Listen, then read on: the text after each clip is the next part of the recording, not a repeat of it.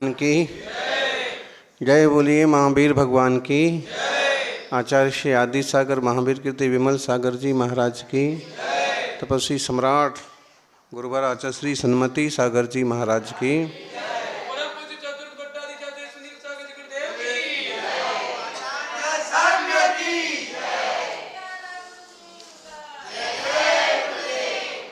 कोशिश करना चाहिए, कोशिश करने वालों को कुछ ना कुछ उपलब्धि जरूर होती है। जैसे पहली बार स्कूल में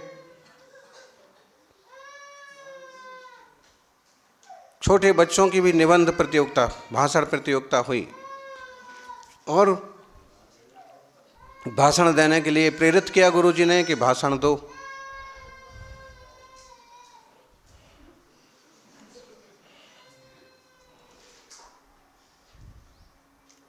तो एक ने बोला, दूसरे ने बोला और तीसरे ने भी बोला। तीसरे को जबरदस्ती मना करके खड़ा किया था कि भाई देखो, अब कार्यक्रम तो होना है तो तुमको भी कुछ तो बोलना चाहिए। उसने कहा मैं नहीं बोल सकता, मैंने बोला नहीं कभी, बोलना, चलो खड़े हो जाओ। तो उसको भी खड़ा कर दिया और उसने शुरुआत की।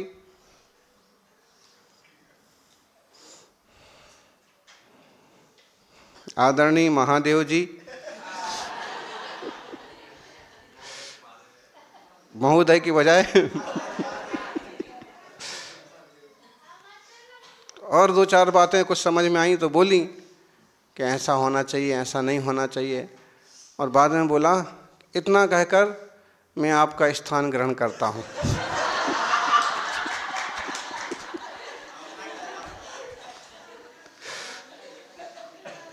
अपना नहीं, आपका स्थान ग्रहण करता हूँ। तो पुरस्कार वितरण की बात आई ना, तो उसको भी तीसरा नंबर का पुरस्कार भी मिल गया। लोगों ने पूछा कि ऐसा कमाल कैसे हो गया, इतना गलत बोलने के बाद भी, मजबूरी में बोलने के बाद भी तीसरा। उसने कहा बोलने वाले कुल थे ही 3 और पुरस्कार भी 3 बटना थे। तो ऐसा हो जाता है कभी कभी। आजी भाई नो तबूड़ो, गुजराती की एक कहानी पढ़ रहे थे हम, तो उसको हिंदी में बोलें गुजराती में बोलें? हिंदी में बोलते हैं।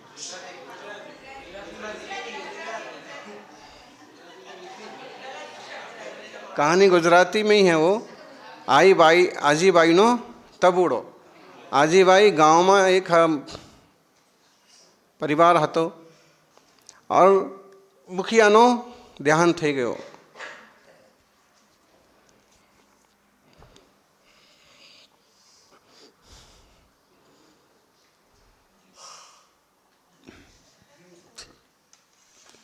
परिवार में केवल 2 सदस्य बचे,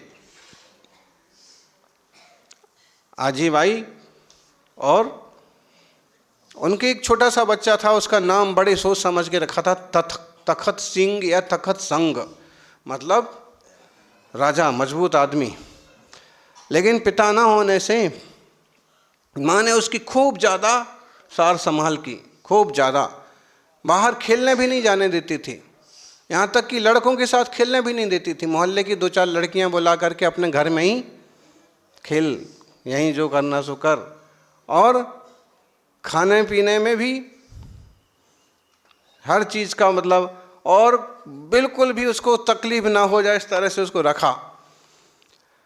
वो कहानी यहीं से जुड़ी हुई है, झालावाड़ और गोहिलवाड़। जो परसों अपन ने एरिया पास किया वो झालावाड़ कहलाता था। यहाँ झाला वंश के कुछ लोग राज्य करते थे। तो जब कहानी हमने पढ़ी तब हम सोच में पड़ गए कि झालावाड़ यहाँ कहाँ आ गया। झालावाड़ तो राजस्थान में है, कोटा के पास। तो फिर परसों बिहार में चल रहे थे एक श्वेतांबर बंधु, उनने बताया, ऐसे ही बात निकली कि ये झालावाड़ कहलाता है और ये फिर उस तरफ जो है गोहिलवाड़ कहलाता है, उस तरफ।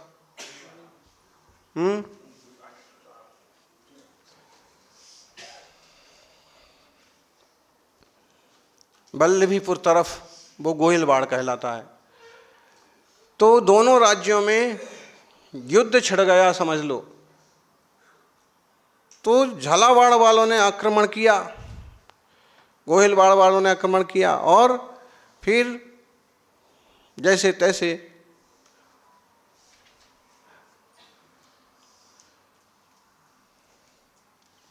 वो अपने प्राण बचा करके भाग गए, बचे। तो झालावाड़ वालों ने क्या किया कि चुन चुन करके सारी युवा जितने थे गोहिलवाड़ में सबको पकड़ पकड़ करके और बांध के ले जा रहे थे कि इस राज्य में कोई युवा नहीं रहेगा तो सैनिक नहीं बनेंगे और फिर आगे का झगड़ा नहीं होगा। तो भाई आजी भाई ने तबूड़ो, वो भी गोहिलवाड़ में ही रहता था। झालावाड़ के सैनिकों से बचने के लिए सब छुप रहे थे इधर उधर भाग, लेकिन वो तो सबको पकड़ पकड़ के और घोड़े पर बांध करके कैसे भी घसीट करके और ले जा रहे थे। इसी में छुपता, लड़कियों के बीच में छुपता छुपाता तबूड़ो, गांव का प्यार का नाम उसका तखत संग की बजाय, तो उसको भी सैनिकों ने देख लिया और उसको पकड़ करके घोड़े पर बांध दिया। अब उसने कभी हाथ पांव चलाए नहीं, कभी कुछ कुश्ती की नहीं, कभी कुछ, फिर भी खूब रोया चीखा चिल्लाया, लेकिन किसी ने नहीं सुना उसको, और बांध करके कि कोई भी हुआ इसमें गांव में नहीं रहना चाहिए, ले गए। फिर यह था कि कुछ जगह थोड़ी दूरी पर उसके गोहिलवाड़ के कुछ लोग और खड़े थे कि हम अपने गांव के किसी युवा को जाने नहीं देंगे, तो वो रक्षा के लिए खड़े थे। तभी क्या हुआ, सामने से फिर एक टुकड़ी ने आक्रमण किया तो उठा पटक चालू हुई। घोड़ा भागा, घोड़ा तो जिस गांव का था झालावाड़ का, वो झालावाड़ की तरफ भागा, और ये बचने के लिए तो क्या हुआ, इसी भागम भाग में इसको एक पेड़ पकड़ में आ गया, पतला सा समझ लो एरंड का पेड़, एक पेड़ पकड़ में आ गया। तो इसने पेड़ को इतने जोर से पकड़ा जैसे माँ को पकड़ता था। तो इस उठा पटक में क्या हुआ कि पेड़ उखड़ गया। अब घोड़ा तो घोड़ा था, वो अपने देश की तरफ भागा, और ये पेड़ पकड़े रहा इतना होने के बाद भी। तो सामने वाली सेना ने देखा कि जैसा रामायण में हनुमान ने जैसे कर्तव्य दिखाया था, ऐसा कोई सूरवीर चला आ रहा है। ऐसे तो कहानियों कथाओं में सुना जाता है कि कोई महापुरुष पेड़ उखाड़ करके युद्ध के मैदान में आए। तो उसको देख करके झालावाड़ के लोग भागे, अरे अब तो अपन बिल्कुल पराजित हो जाएंगे, अब तो मारे जाएंगे, इतना सूरवीर आ रहा है। इधर गोहिलवाड़ वालों ने देखा कि अपना देखो, अपनी तरफ से भी कोई वो कोशिश कर रहा कि मैं अपने गांव की तरफ भागूं। घोड़ा कोशिश कर रहा कि झालावाड़ के, अब वो घोड़े से कूद भी नहीं सकता, रस्सियों से बंधा हुआ है। तो झालावाड़ के जो सिपाही थे डर करके भाग गए। अब जो 10-15 जवान वहाँ खड़े थे गोहिलवाड़ वाले, उनने सोचा कि देखो अपना क्या सबको भगा दिया, ये महापुरुष कौन है। और पास में आके देखा कि घोड़े से बंधा हुआ, और उसको कहा आपने तो कमाल कर दिया। तो उसको भी थोड़ा सा हिम्मत आई और रस्सियों से खोल करके उसको उतारा, उसको बड़ा ज़बरदस्ती पेड़ छुड़ाया कि अब तो छोड़ो, तो सब चले गए ऐसा। तो अब उसने थोड़ा अपना हेकड़ी दिखाना, अरे मैं छोड़ूंगा नहीं, एक को नहीं छोड़ूंगा, मैं एक को नहीं। अब वो एक पेड़ कोई नहीं छोड़ रहा है। फिर इतने में क्या हुआ कि सब इकट्ठे हो गए, तुमने कमाल कर दिया, इतने सारे लोग यहाँ से जाने से, कुटने से पिटने से बच गए। इधर सब प्रशंसा कर ही रहे थे, इतने में कहा एक आया उसमें से निकला, अरे तो आपनू आजीबाई ने तबूड़ो छे। तो आपनी आजीबाई ने, सैनिकों ने कहा कि शू तबूड़ो छे, आप आजीबाई ने तबूड़ो छे। तो और कुछ और कहते, सैनिकों ने कहा कि इसकी बदौलत ही अपन सब आज विजयी हुए हैं। और सब ने, तब इतने में आ गए राजा साहब भी आ गए। राजा साहब ने कहा कि तबूड़ो मत कहो, बोलो तखत संग की। सब सैनिकों ने कहा जय हो। इसका नाम क्या है, असली नाम उसका सामने आ गया। तो कभी कभी ऐसा होता है कि जबरदस्ती जो है यश मिल जाता है, तो कभी कभी मैदान में डटे अकेले रहने से भी फायदा हो जाता है। तो डटे तो रहो, भले ही आधा बोलो अधूरा बोलो, कुछ भी करो। ऐसे ही संसार में, ऐसे मोक्ष मार्ग में है। आज अंतराय हो रहा है, आज उपास हो रहा है, आज तकलीफ़ें आ रही, परिचय सहन कर रहे, और अभ्यास नहीं है फिर भी डटे हुए हैं, तो वो दिन भी आएगा जब लोग कहेंगे आजी भाई रो तबूड़ो तकत संग आता आपनो तबूड़ो नहीं तकत संग छे। मतलब पहले तो लोग ऐसे ही कहेंगे तो अपने यही हैं, वही हैं, अरे वो उनके उनके छोकरे हैं। अब जब वो तप करके निखर जाता है तो फिर सब उसकी महिमा गाते हैं कि इस बहुत तपस्या की, बहुत सहन किया, बहुत उपसर्ग परिचय जीते, तो आज जा कर के ऐसे होता है। कसाएं तो सबको लगी हुई हैं, भय भी सबको लगा हुआ है, लेकिन कसायों और भयों से ऊपर उठ कर के जो आत्मस्वरूप को जानता है, आत्मरूप को जानता है, वो आत्मकल्याण करता है। संसार से, दुनिया के सैनिकों से, पुलिस से बचाव के लिए लोग खूब कोशिश करते हैं, लेकिन विकारों से बचने की कोशिश नहीं करते, कसायों से बचने की कोशिश नहीं करते, जो सच में नुकसानदायक है। संसार में हर जीव की हालत तबूड़े जैसी हो रही है, अपनी सुरक्षा करता रहता है किसी न किसी तरह से, लेकिन कर्मों की मार खाना पड़ती है। लेकिन कोई अगर उस पुरुषार्थी जीव सम्यक दर्शन प्राप्त करता है, भेद विज्ञान करता है, तो वह सादा संसारी से सिद्ध भगवंतों की श्रेणी में भी शामिल होगा। इसलिए अपन सभी को भी अब लोभ लालच के लिए, देखो आज एक कहानी यहाँ पर आई है, लोभ कसाय का वर्णन चल रहा है और बता है कि पैसे के लिए, धन के लिए लोग क्या क्या नहीं करते, सच में ही करते, आंखों से देख लो आप क्या नहीं करते। जहाँ से भी 2 पैसे की आमदनी हो, जहाँ से 2 पैसे की कमाई हो, हैं। एक सेठ जी का मरण हुआ और ऐसे अपने तो मानते नहीं हैं कि यमदूत आए और यमराज आए और वो ले जाने लगे। तो यमराज ने देखा कि सेठ जी ने कभी अपना ज़िंदगी में थोड़ा दान वगैरह भी किया है, थोड़ा सा लोगों का उपकार भी किया है, तो उन्होंने कहा कि अपन इनसे, इनका पुण्य और पाप का लेखा जोखा लगभग बराबर है, इनसे ही पूछ लेते हैं कि कहाँ जाना है। तो उन्होंने सेठ जी से कहा कि सेठ जी आपका लेखा जोखा तो लगभग बराबर ही है, नरक भी जा सकते, स्वर्ग भी जा सकते, आपकी इच्छा कहाँ है, कहाँ जाना चाहते हो। सेठ जी ने कहा कि जहाँ 2 पैसे की आमदनी हो वहीं भेजो।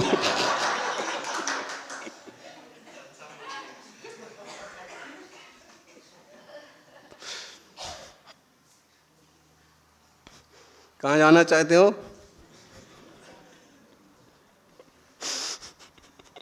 अब बताइए, 2 पैसे की आमदनी हो वहीं भेज दो।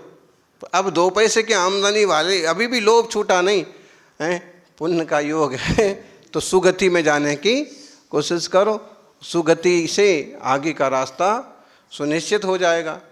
अब अपन यह जो कथा पढ़ रहे थे, लोभी, लोभ कसाय के वशीभूत, पिण्याक गंध की कथा, एक और फणहस्त नाम की कथा आती है, शमसु नवनीत की कथा आती है, इसमें आएंगी। लेकिन अभी पिण्याक गंध की कथा, पिण्याक गंध बोले एक बहुत बड़ा सेठ है कामपिल्य नगरी में। कंपिला मतलब विमलनाथ भगवान की जन्म तब भूमि। तो उस नगर की ही एक कोई कभी की घटना है कि वहाँ पिण्याक गंध नाम का सेठ रहता था। नाम तो उसका कुछ और अच्छा था, लेकिन कभी कभी आदमी के कर्मों से भी उसका नाम पड़ जाता है, इसके क्रियाकर्म से, कि ऐसा करता है तो उसका ऐसा नाम रख दो। तो उसका नाम, वो बहुत लोभी था, ना परिवार के लिए खर्च करता था, ना खुद खाने पीने पर खर्च करता था, अपितु खल जो होता है, खल, मूंगफली का भी खल निकलता है, सोयाबीन का भी निकलता है, जिसके तेल निकलता है उसका सबका खल निकलता है। लेकिन उसमें मूंगफली का या तिल्ली का खल तो समझ लो खाने जैसा भी हो सकता है। आजकल मार्केट में बिस्किट वगैरह सब खल के ही हैं, लेकिन रुई की उसका जो खल होता है वो तो खाने में नहीं हो सकता खाने लायक। ऐसे ही अलसी का भी होता है खल, क्या बोलते हैं खल को, खरी, हाँ खरी बोलते हैं बुंदेलखंड में, खली, खरी, खल, पोतरा। हाँ ठीक है, तो वो ऐसा आदमी था कि वो खाने में दाल साग रोटी नहीं खाता था, बड़ा सेठ होने के बाद भी खल और सूंघ करके उसकी गंध ले लेना है का, फिर उसका खाने का। तो उसका नाम क्या रख दिया लोगों ने? पिन्याक गंध। पिन्याक मतलब खड़ी का टुकड़ा, और गंध लेकर के खाता था, पिन्याक गंध। अपूर्व संपत्ति होने के बाद भी ऐसे लोग मिलेंगे आपको। आज भी आप देख लो, मध्यम वर्ग के लोग तो जितनी क्षमता है वो दान धर्म वगैरह जिनकी रुचि है वो करते हैं। बाकी अमीरों में देखो आप कि जो चोटी के अमीर लोग हैं उनकी क्षमता इतनी बड़ी है दान की, लेकिन वो मध्यम वर्ग के साथ तुलना करने के इतना सा दान करेंगे, ऐसा कुछ उसमें ही दिखावा, उसमें ही नाम कमाने की कोशिश करेंगे।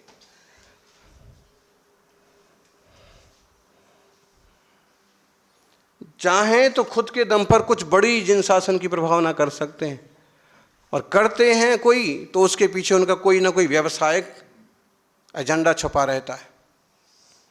तो सच्चे मन से सच्चे देव शास्त्र गुरु की सेवा करने वाले जी बहुत बिरले हैं। और फिर जो जितना कर रहे सोचो ठीक है, उतना कर तो रहे, कुछ तो कर रहे। बाकी पिन्याक गंध तो कुछ ही नहीं करता था। स्थिति ये बनी कि तालाब की खुदाई हो रही थी तो उसमें संदूक निकला। राजा ने आज्ञा दी तालाब गहरा कराया जाए, लेकिन उसकी खुदाई के अंदर संदूक निकला। तो वो संदूक खोल के कारीगर ने देखा और उसने देखा कि इसमें तो कुछ रखा है। उसने संदूक छुपा लिया, बॉक्स, और फिर उसमें से इसने एक सलाई निकाली और पिन्याक गंध सेठ के यहाँ बेचने गया। सेठ ने सलाई लोहे जैसी काली पीली सलाई ले ली उसके लिए कुछ, लेकिन जब उसने देखा सलाई किस चीज़ की है तो देखा कि तो सोने की सलाई है। सलाई मतलब आजकल बिस्किट बनने लगे, पहले ऐसी बनती, सलाई टाइप से बनाते होंगे, धातु को छड़ टाइप से। तो अब वो कारीगर क्या करे कि रोज एक छड़ी लेके जाए और उसकी पिन्याक गंध को देखे आए और वो कुछ उसके एवज में कुछ ना कुछ दे दे। उसको पता पड़ गया कि सोना है, लोभ लालच में लेता जाए। एक दिन उसका ऐसा काम पड़ा कि उसे बाहर जाना ही पड़ा। बिल्कुल घर छोड़ के जाता नहीं था कि सलाई आएंगी, आज भी आएगा सलाई लेकर के, आज भी आएगा। तो उसने अपने बेटे को समझाया कि देख भाई, ऐसा सलाई वाला लेके आए, कोई व्यक्ति छड़ लेके आए तो तू उसे इतनी ये चीज़ दे देना और सलाई रख लेना, उसके घर गृहस्थी के काम चलाने लायक खाने पीने की वस्तु दे देना और ये रख लेना। लेकिन उस सलाई लेकर के आया तो उसके लड़के ने देखा कि यार लोहे की जैसी सड़ाई का इसका क्या, इसके लिए इतनी चीज़ दे देने का क्या मतलब है। उसने उसको डांट के भगा दिया कि है इसमें कुछ नहीं मिलता, जा। लेकिन वो उसके एवज में दूसरे दुकानदार के पास गया कि भाई व्यवस्था तो करना है। दूसरे दुकानदार ने देखा तो परखा भी कि क्या चीज़ है ये, तो सोना। बात खुल गई, ये तो सोना है, तो इसके एवज में तो तुझे इतना धन दे देता हूँ मैं। तो इधर उधर बात हो गई सब तरफ की, तो भाई कहाँ से लाया, इसके पास कहाँ से आई। फिर बात पहुँच ही जाती है, आदमी कितनी गड़बड़ करे कहीं ना कहीं उसकी खुल ही जाती पोल। तो खुल गई पोल, मालूम पड़ा कि इसके को तो बॉक्स मिला। राजा के पास खबर पहुँची, राजा ने कहा बाकी सली कहाँ है। पिन्याक गंध की बात उसको बेची मैंने। वो जब वो वापस आया, राजा तो जब उस पर कानून लगाएगा तब लगाएगा। घर आया और बेटे की बात सुनी तो उसको ऐसा भयंकर रोष आया, ऐसा भयंकर दुख हुआ कि मैं बाहर गया क्यों था। शहर में बात फैल गई, अब राजा के द्वारा मैं पकड़ा जाऊंगा। वो ठीक है, लेकिन मेरा तो सब धन लुट गया, मैं क्यों गया, इतना कीमती चीज़ मेरी चली गई।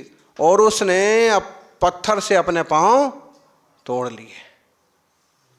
समझ लो, कुल्हाड़ी मारना बोलते हैं अपने पाँव पर। राजा ने भी पकड़ा, कारागार में डाल दिया, सड़क के मरे और नरक में। ऐसे लोभ करने से क्या फायदा। अगर क्षमता है तो परिवार ठीक से चलाओ, मौके पर सही जगह दान देना सीखो, सहयोग करना सीखो। नहीं तो धन यहीं का यहीं रह जाएगा, उसके खोटे परिणामों से दुर्गति के पात्र बनना पड़ेगा। सबकी सुगति हो। सुगई गमनम समाहि मरणम। जिन गुण संपत्ति हो सब बम। हाँ, मुझे भी मध्यम जब हम बोले तो मुझे और बाकी सबको हो। सोनो मंगल थाओ, सोनो कल्याण थाओ। एवी भावना साथे हूँ बिरमू छूँ। जय बोलिए 24 तीर्थंकर भगवान की। अतः